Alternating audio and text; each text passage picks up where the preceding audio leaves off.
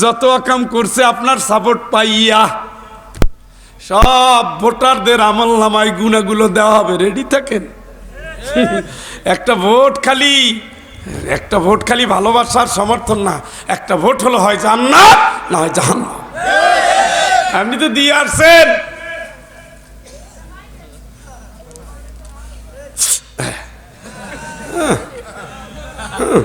অথচ আল্লাহকে ইনস্তাহাব্বুল কুফরা আলাল ঈমান। তোর বাপ তোর ভাই ঈমান ছাড়া কুফরির দিকে ডাকলে বাপেরও দরকার নাই, ভাইয়েরও দরকার নাই। কে বলছে? কার জন্য বলছে এগুলা? আমাদের জন্য। ফামান ইয়াকফুর বিত্তাগুত ওয়া ইউমিন বিল্লাহ ফাকাদ ইসতামসাকা বিল উরওয়াতিল উসকা।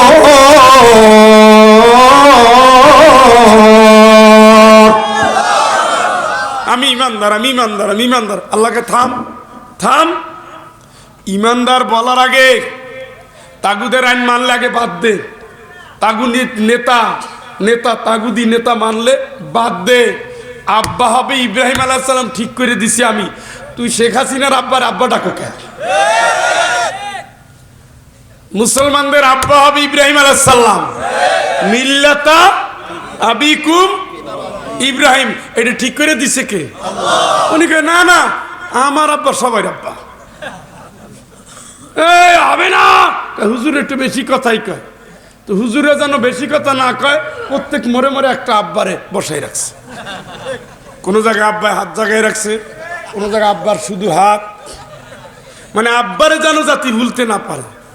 আর এই আব্বারে দেখায় আলেমদের গলায় রশি লাগাইছে।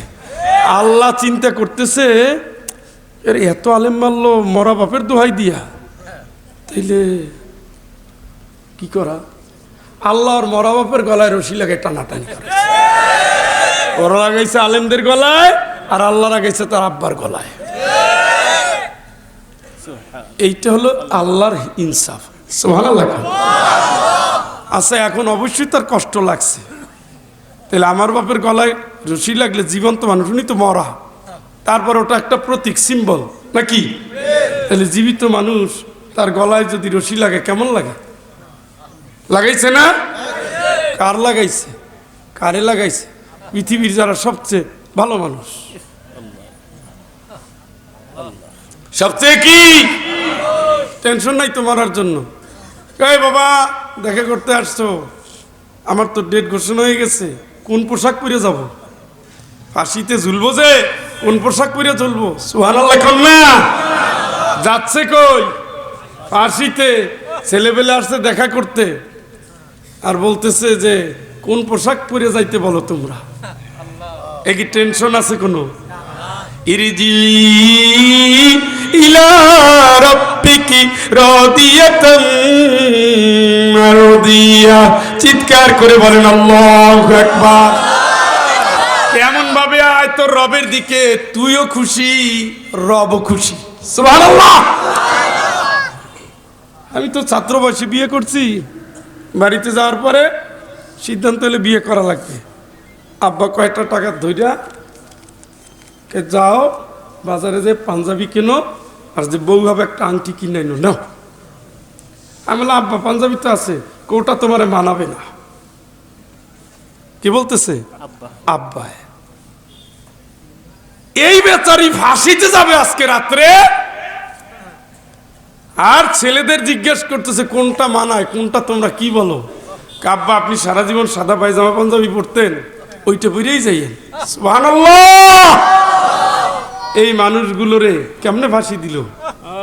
অন্তর কাঁদলো না? একসাথে বসে কত এক টেবিলে খাইছে, এক জায়গায় গল্প দিছে, একসাথে আন্দোলন করছে। শুধু রাজনীতি ভাই, শুধু রাজনীতি। হোক না, মনে করলাম অপরাধ করতে করতে সীমাহীন করে ফেলাইছে, তা জেলে ঢুকাই রাখো, জেলে ঢুকাই রাখো। তা না, ইতিহাস থেকে সরাই দাও। ওরা ইতিহাস থেকে সরে নাই, ওর কাফেলা সরে নাই, ওর দল মরে নাই, ওর সাথীরা মরে নাই। সামনের সংসদ মাসলুমের সংসদ, আগামীর সংসদ কোরআনের সংসদ, ঠিক না?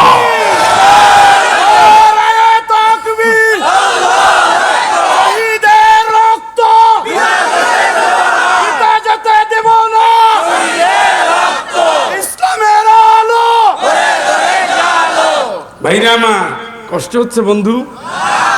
আলহামদুলিল্লাহ, আপনারা লোক বেশি নাই তাতে আফসোস না, শিক্ষাটা নিয়ে ঘরে ঢুকবেন, ফালতু কোনো কথা নাই।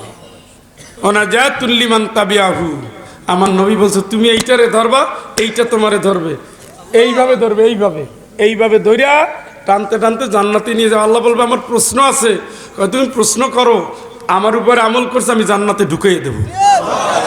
সুবহানাল্লাহ কন্যা। এই যে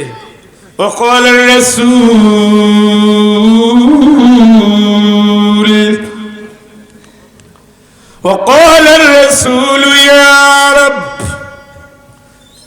إن قوم اتخذوا هذا القرآن مهجورا।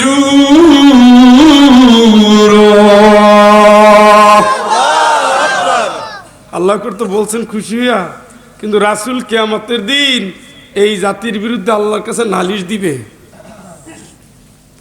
বলবে ওগো আল্লাহ, এই কোরআন দিয়ে আমি সংসদ চালাইছিলাম, আমার খলিফারাও চালাই আসছে, এরপরে এই জাতি কোরআনের সাথে কি ব্যবহার করছে, খেলতামাশা বানাই নিছে, তুমি জিজ্ঞেস করো। সুবহানাল্লাহ। খাইছেননি ধরা, খাইছেননি ধরা, এমনি বাপে আইছে, এমনি ছেলে কাঁপতেছে, পড়া হয় না ঠিক মতো, কাঁপতেছে, এই কাপো কাবাটা, না আব্বা কাঁপি না, এমনি আরে খাইতে আয়। আর মা এসে বলছে স্যার খাওয়াবা, এই বান্দর রে খাওয়াবা, ও কি করছে শুনছনি, দিছেনি 12টা বাজাইয়া। এমনি মায় যেন না বলে, বলার সম্ভাবনা আছে দেখে কি কাঁপতেছি, আব্বাকে খাইতে আয়, আর মা কই বান্দরে খাইতে ডাকো, ও কি করছে জানো, দিছে। এইটা হবে সেই দিন আল্লাহর সামনে সবাই জুয়ান কি হবে, জুয়ান মানুষ কি হবে, বুড়া হবে। ওয়াজিনা বিকা শাহীদান আলা হাউলা, নবী তোমারে ডাকবো, তুমি সাক্ষী দিবা, তোমার দলের কর্মীগুলো জান্নাত পাবে। কার? কারণ দলের নেতারে ডাকবে, ইয়ামানাদু কুল্লু উনাসিন বিইমামিহিম, কিয়ামতের দিন যে দল করতেন ওই দলের নেতা সামনে থাকবে, এরপর বলবো ওই দলের কর্মীরা আসো, এই নেতা নামাজ পড়তো, কি গাজার চাষ করতাম, মসজিদ সভাপতি ছিলাম, সভাপতি ছিলাম, আর কি করছো, টাকা মেরে খাইছি, মাহফিল হবে না হুজুর, কে 1 বছর আগে ডেট নিলে হঠাৎ করে মাহফিল হবে কিনা, কই সভাপতি সাহেব সুদে টাকা লাগাইছিল, কিসের টাকা, মসজিদের, কিসে লাগাইছে, সুদে, আর সুদও নাই আসলও নাই, মাহফিল হবে না। মানে বিচিত্র অভিজ্ঞতা, শুনলে আপনারা বিশ্বাস করা কঠিন। টাকা কোন জায়গা লাগাইছে, কই, বাংলাদেশ। মুসলমানদের যে কত রূপ, অথচ ডেট নিছে 1 বছর আগে, এখন হবে না। এমনি আছে আল্লাহর সামনে বান্দাগুলো কাঁপতে থাকবে, ফেরেশতারা বলবে সুবহানাদিল মুলকি ওয়াল মালাকুত, পুরো কিয়ামতের ময়দানে একই আওয়াজ, একই সুর, একই সুর, সূর্য 1 মাইল অথবা 2 মাইল উপরে টকবক করবে, এটা সত্য, এগুলো সব সহিহ হাদিস। তামার জমিন ইয়া নফসি ইয়া নফসি ইয়া নফসি ইয়া নফসি, হ্যাঁ কি হবে, আল্লাহ ডাকবে নবীকে, তুমি সাক্ষী দাও, আর নবী এসে বলতেছে আল্লাহ সাক্ষী তো দেব, ঠিক আছে, তোমার বান্দারা কোরআনের সাথে কি করছে আগে জিজ্ঞেস করে নাও। এই মামলাটা দিবে কে, কার কাছে, কাদের বিরুদ্ধে, এগুলো আপনি ঠাট্টা মনে করেন না, এটি সব কোরআনের আয়াত। এই কোরআন দিয়ে নবীজি দেশ চালাইছে 10 বছর, কয় বছর, সেই কোরআন এখন পৃথিবীর সবচেয়ে অবহেলিত কিতাব, যেটা 16 বছরে কোরআনের অনুবাদ নিয়েও আটতে পারি নাই। পুলিশে ধরে কয় আপনার কাছে এইটা, আমি কোরআন শরীফ, কয় আপনার গাড়িতে কোরআন শরীফ, আমরা সুযোগ পেলে একটু পড়ি, এটা কেমন হইল, আপনি আবার ইউনিভার্সিটির টিচার, এই পুলিশের শিক্ষাগত যোগ্যতা বুঝেন, কিন্তু কথার যে ধরন তাতে আমার বস, অথচ আমার উপরে বস হওয়ার মতো যোগ্যতা তার আসলেই নাই। তো ডিসিরা তার আমাদের সিনিয়র না, জুনিয়র, কিন্তু ভাবটা দেখছেন নি।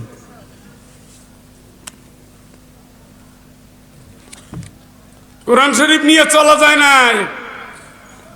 কোরআনের বই পাইলে তো জঙ্গি কিতাব পাইয়েই গেছে। আমলের কিতাব হিসনুল মুসলিমিন পাইলে স্যার পাইছি, কি পাইছি? ওই যে জঙ্গির কিতাব পাইছি। ওই অবস্থায় ছবি তুইলা আমার এক ছাত্রের, কোরআনের হাফেজ, এরা 6 ভাই বোন সবাই কোরআনের হাফেজ, ওইটা তুইলা তারপরে দিছে। কি রে তোর এই অবস্থা কে? ধরে নিয়ে কোথা থেকে নিয়ে এলো, কয়টা বোমা আনলো, এটা আনলো, কোথা থেকে একটা ভাঙ্গা পিস্তল আনলো, কয়টি তোমার, কিন্তু হ্যাঁ কত সুন্দর। আমি বললাম পরে কি হইলো? একটা হিন্দু পুলিশ অফিসার ছিল, সে একটু বেয়াদবি করছে, আর অন্যরা কথা বলতেছে। আমি কোরআনের হাফেজ, আমার তেমনি পেটের ভিতরে কোরআন আছে, আমি তো কোরআনের হাফেজ, আমি তো জাইনে শুনে ইসলামী আন্দোলন করি, শিবির করতে ছেলে, এটা জাইনে শুনেই করি, কারণ এর চেয়ে তো আর হক নাই ছাত্রদের ভিতরে, আর কে করবে বিশ্ববিদ্যালয়, আমি করি। তুমি তো অনেক কঠিন কথা কও, এখনো তোমার মুখে এই কথা? বলো আমি করি, আমি হাফেজ, আমি পড়ছি, আমি জানি, আমি তো বলবো না। এইটা হলো। এরপরে আর কোনো মুসলমান পুলিশ অফিসার তাকে কিছু বলে নাই, কিন্তু ওই হিন্দু পুলিশ অফিসার কয় খালি তোরে খালি হাতা গুছায়, আর আমারে বলতেছে। আমি বললাম শোনেন ভাই, আমি তো মুসলমান ঘরের সন্তান, আমার নানা 35 বার হজ করছে, ঠিক আছে? আমার নানা 35 বার হজই, তাই এই বিমানে যায় নাই, জাহাজে গেছে। আমরা সেই পরিবারের সন্তান, আমার নানি কোরআন পড়তে পড়তে হাফেজা হয়েছে। আমার কাছে কোরআন থাকবে না, আপনি কি করেন? এটি মুসলমানের দেশ।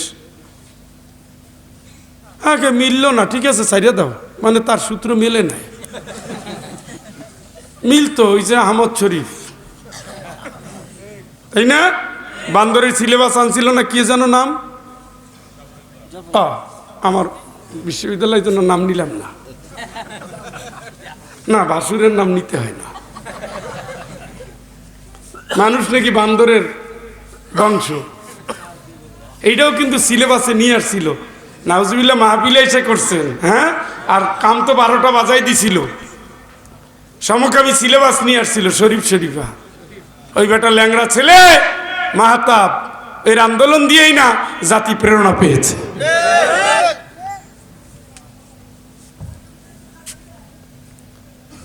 প্রিয় ভাই আমার,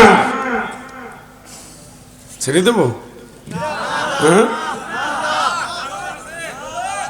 আচ্ছা তাইলে আর 15 মিনিট ইনশাল্লাহ।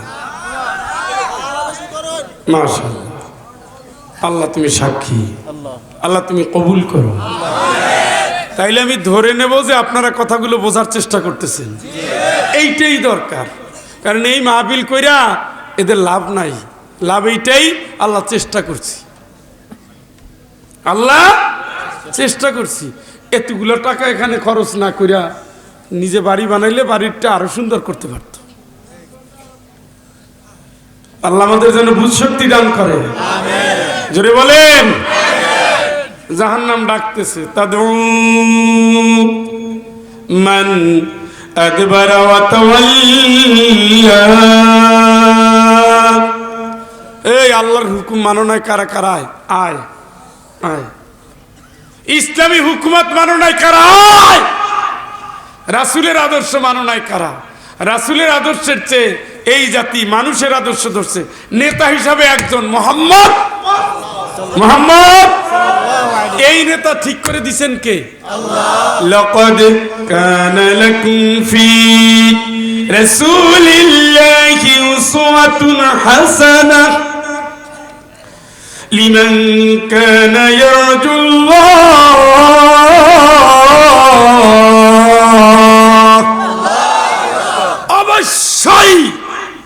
কোনো আর দ্বিধাদ্বন্দ্ব নাই, মানতেই হবে।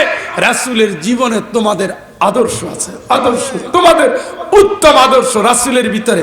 বাপ হইতে চাও, রাসূল কেমনে বাপ হইছে ওইটা দেখো। স্বামী হতে চাও, কেমনে আদর্শ স্বামী হয় দেখো। ব্যবসায়ী নেতা হতে চাও, মুহাম্মদ সাল্লাল্লাহু আলাইহি ওয়াসাল্লাম নিজে ব্যবসায়ী ছিলেন, 12 বছর বয়সে ব্যবসা করছে। সুবহানাল্লাহ। মিথ্যা বলছিল? বিশ্বাস করেন ফয়জুল ভাই 16,850 টাকায় কিনছে। আপনার কাছ থেকে কোনো লাভ নেওয়া যায়? আল্লাহ মানবে, আল্লাহ সইবে? না না, কি কন, 16,850 টাকা দিয়ে যখন কিনছেন কিছু তো লাভ দেওয়া লাগে। না না না, এই ঠান্ডা নেইয়ান ওইয়ান, আসলে কিনছে 14,000-এ। এই যে পুরো টাকাটা হারাম হয়ে গেছে। যেই ব্যবসায়ী কসম করে ব্যবসা করে তার পুরো টাকা কি হয়? হারাম হয়ে যায়। নেওয়ার সময় বেশি নিলেও হারাম, দেওয়ার সময় কম দিলেও কি হারাম। ওয়াইলুল লিল মুতাফফিফিন আল্লাযীনা ইযা ইক্তালু আলান নাসি ইস্তাওফুন। লানাত ওই ব্যবসায়ীর উপরে, ওই ব্যবসায়ীর উপরে লানত। নেওয়ার সময় নেয় বেশি, দেওয়ার সময় দেয় কম। কে কয়? এই লানত প্রাপ্ত ব্যবসায়ীদের সংখ্যা বেশি না কম? গ্রামের সহজ সরল মানুষ ঔষধ কিনতে যান, ও ও ও কে কি হয়েছে, কে পেটে ব্যথা, ঔষধ খাওয়াই দেই। যেই কোম্পানির ঔষধ দিলে ওই কোম্পানির ঔষধ খাওয়ার পরে লাগবে 1 সপ্তাহ, না খাইলে লাগবে 7 দিন। সুস্থ হয়েছে? হয় না, মাঝখান থেকে লাভ করে ফেলাইছে। পুরো টাকাটা কি? আপনাদের আসলে ঘুম আসছে? পুরো টাকাটা কি? এখন তো ওই দিন দেওয়া লাগবে, আমি কাস্টমার যাব না, ওই দিন কি দিবেন? কাল্লাল টাকা পয়সা নাই, এখন টাকাতে পয়সার লেনদেন হয় না। এক কাজ করো, তোমার সব ওনারে দাও। তুমি যেহেতু 12 বছর ব্যবসা করছো, 12 বছরে 10,000 কাস্টমার ছিল, 10,000-এ ঠকাইছো, হ্যাঁ, এই 10,000 লোকের সব দাও। কাল্লা সব আর নাই, কইলে তাইলে ওদের গুনাহ নেও। পারবেন না? খুব শান্তি, ওম শান্তি। এইগুলাই হচ্ছে ধানের চিটা ভিতরে রাখা, উপরে একেবারে আল্লাহর ওলি আইছে, মেহেদি রাঙানো চুল দাড়ি। কেই ধান উড়াইয়ে দেখেন না, দেখেন আল্লাহ ঝরঝর করে বসে, একটু বাতাসে ওরে না, কিচ্ছু না, মারাত্মক। এই গরু গতকালকে ভোরে 6 কেজি দুধ দিছে, আজকে কিন্তু আর বাছুরকে, গরুর বাচ্চারে দুধ খাওয়ায় নাই, দুধ তো ফাইটে পড়তেছে। ওই অবস্থায় নিয়ে টান দিয়ে দেখে, দেখছেন নি ওই লোকটা গরমের সহজ মানুষ, বাড়িতে তিনি যতই দুধ টানাটানি করে 2.5 কেজি, পুরো 70,000 কি কি কাপড়ের কাপড় কিনতে এতগুলো টাকা লাগে। উঠবেন কোন জায়গায়? দুয়ারে আইসাছে পালকি, নায়ুরি গতলো মুখে আল্লাহ রাসূলের নাম বলো। শুনছিলেন না মুরব্বীরা? আগে রেডিওতে শুনতাম, ওইটা খারাপ না, উই সেই পালকি, উই 4 বেহারা, 2 কান্দেতে ছিল তোমার 2 জনা পাহারা, এখন তোমায় একলা থুইয়া পালাইছে তাহারা। এখন এই 2টা কান্দের বোঝা নেওয়ার জন্য আল্লাহ একজন ফেরেশতা দিয়ে দিবে। সুবহানাল্লাহ। মানে ওইটা একজন মানুষ বহন করতে পারবে না, দেখে একজন ফেরেশতা। কারণ এই হাত তুলছি, এটা রেকর্ড, এইটাও লেখা শেষ, নামাইছি লেখা শেষ, কথা বলছি এদিকে এদিকে, ও আল্লাহ সব লেখা শেষ। তো এত সেকেন্ডে সেকেন্ডে যদি উঠতে থাকে, এগুলো কি কাগজে পারা যায়? এই জন্য এটা বহন করার জন্য কয়জন ফেরেশতা? একজন দিয়ে দিবে। সে সব সাক্ষী দেখার পরে বলবে, আল্লাহ আরো আছে। থাক, ওরা ধরে ফালা, ওর তো অনেক অত্যাচার, অনেক অবিচার, অনেক জুলুম করেছে। নামাজ নাই, রোজা নাই, ভালো কাজের খবর নাই, তেলাওয়াতের নাম নাই, জিকির আজকারে মন নাই, বউরেও ভালো পায় না, ভাইয়ের জমি দখল ইয়েতিমেরে ঠকায়, বোনেরটা মাইরে খায়, কাস্টমাররে জবাই করে, যেখানে যায় গন্ডগোল পাকায়। ওরে আল লাগবে না, ওরে ধরে ভালো। কার কথা? কার? সেই দিন কিয়ামতের দিন يقول يا ليتني قدمت لحياتي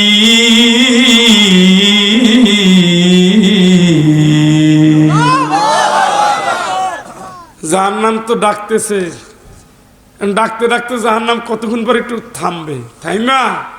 ওই যে ঠাডা পড়া বুঝেন, বজ্রপাত বুঝেন, কি বলেন আপনারা? ঠাডা পড়ার আগে বিদ্যুতের একটা ঝলক মারে না? হ্যাঁ, ওইভাবে সুতার মতো জাহান্নাম থেকে উঠা জাহান্নামীরে ধইরা আসার মারতে থাকবে। يقول يا ليتني قدمت لحياتي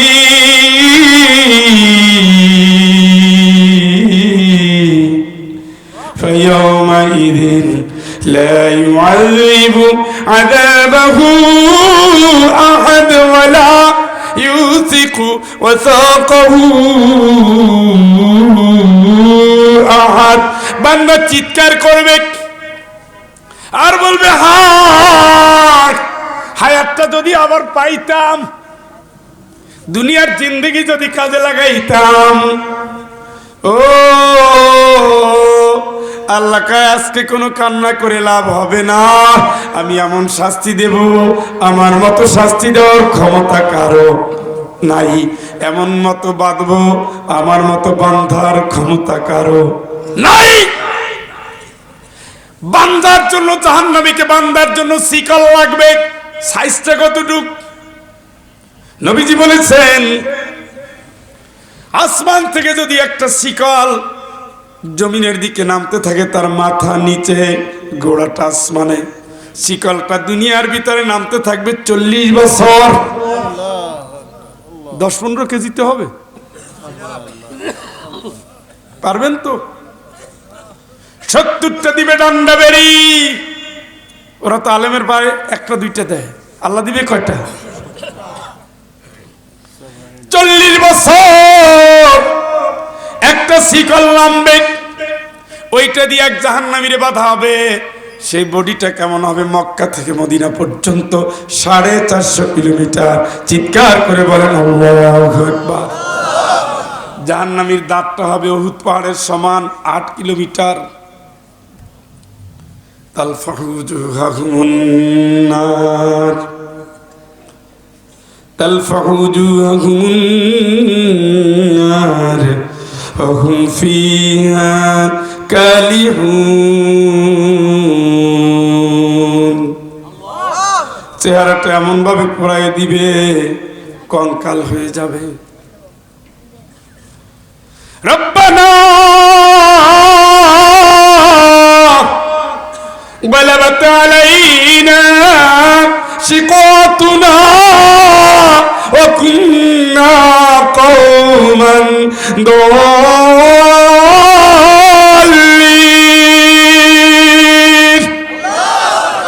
আল্লাহ বিশ্বাস করে বুঝি নাই, জুলুম করে ফেলেছি, পথভ্রষ্ট ছিলাম মালিক, পথভ্রষ্ট ছিলাম। স্বীকার কইরা বন্ধু কাজ হবে না। ইয়াউমা তুকাল্লাবু উজুহুহুম উন্নার, চেহারাটা আগুন দিয়া উলট পালট করে দেবে।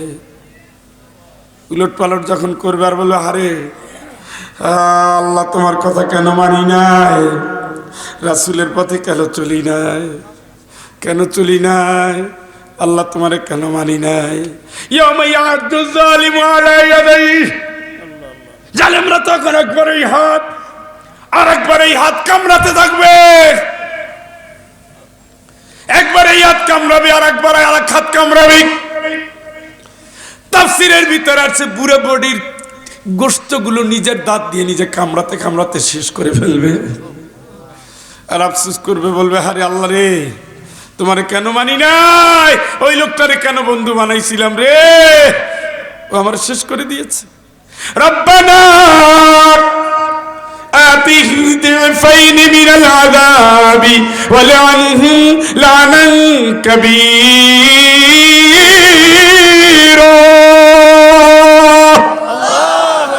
আল্লাহ আমারে তো শাস্তি দিবা জানি, আমার চেয়ে দ্বিগুণ শাস্তি তুমি আমার ওই নেতারে দিও, নেত্রীরে দিও, আমার ওই খারাপ বন্ধুরে দিও যে আমারে পথ হারা করেছে, গোমরা করেছে। ছোটবেলায় কোরআন শিখেছি, কোরআন পড়তে দেয় নাই, ইসলামের পথে কাজ করতাম, সেটাও তো দেয় নাই। দিনের কর্মী হয়েছি, সেটাও সুযোগ দেয় নাই। মাহফিল করে নাই, করতেও দেয় নাই, আলেমদের ঘরে ঘুমাতেও দেয় নাই, ব্যবসাটাও দোকান খুলতেও দেয় নাই, চাকরির বাজারে যেতেও দেয় নাই। যেখানে গেছি তাড়াইছে, যেখানে গেছি ধাক্কা দিছে, যেখানে দিয়েছি সেখানে অত্যাচার করছে।